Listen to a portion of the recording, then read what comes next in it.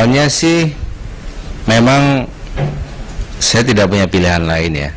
Artinya tidak punya pilihan lain karena di awalnya saya bergerak di bidang multimedia. Saya kerja di perusahaan multimedia yang ada kaitannya dengan mesin-mesin yang self-service seperti ini.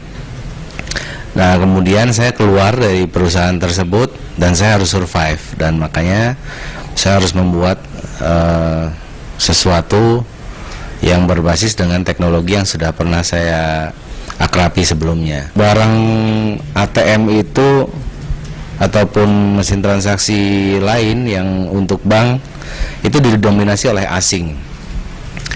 Nah, biasanya itu perusahaan-perusahaan asing ini itu tidak punya banyak keleluasaan dalam customize. Jadi inovasinya terbatas karena mereka biasanya sudah begitu adanya given produk, mereka sudah given, dan saya melihat ada peluang dalam menciptakan mesin-mesin yang tidak ada di pasar customize, mengisi pasar yang kosong di dalam area ini.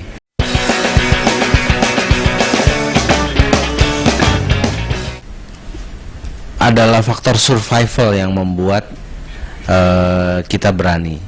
Nah, kalau tidak jalan, kita tidak makan, atau kalau tidak jalan, kita tidak bisa hidup. Jadi harus mencoba, tidak ada pilihan lain.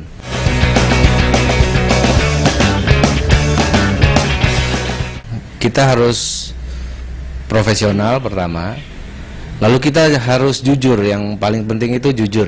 Saya tidak punya modal yang cukup, bahkan mungkin minus ya dalam memulai bisnis ini. Cuman saya bisa meyakinkan customer maupun supplier saya. Customer dan supplier saya ini bukan customer dan supplier yang kecil ukurannya, tetapi mereka ukurannya besar-besar ya, perusahaan-perusahaan besar. Kita berusaha untuk meyakinkan mereka, tetapi kita juga membuat mereka paham bahwa saya punya kekurangan.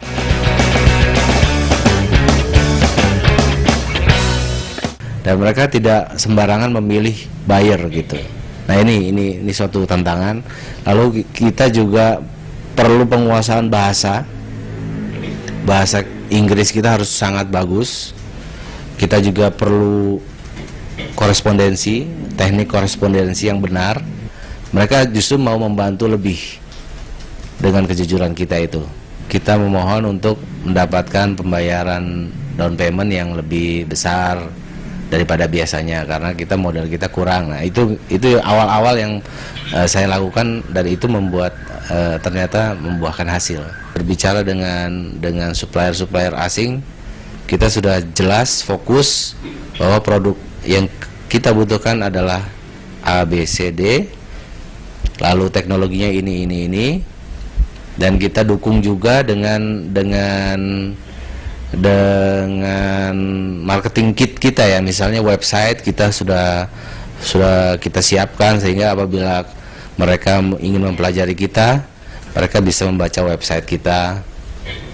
Lalu kita juga terakhir, kita apabila perlu kita datangi. Itu akan mencerminkan keseriusan kita.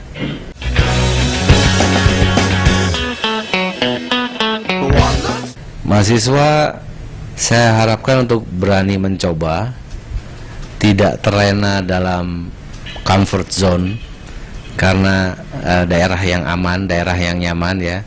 Memang yang namanya comfort itu memang daerah yang nyaman, tetapi apabila terlena di situ maka tidak ada terobosan baru.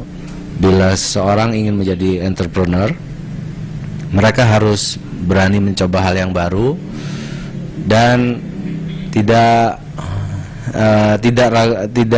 ragu-ragu untuk bertanya dan menjalin jaringan.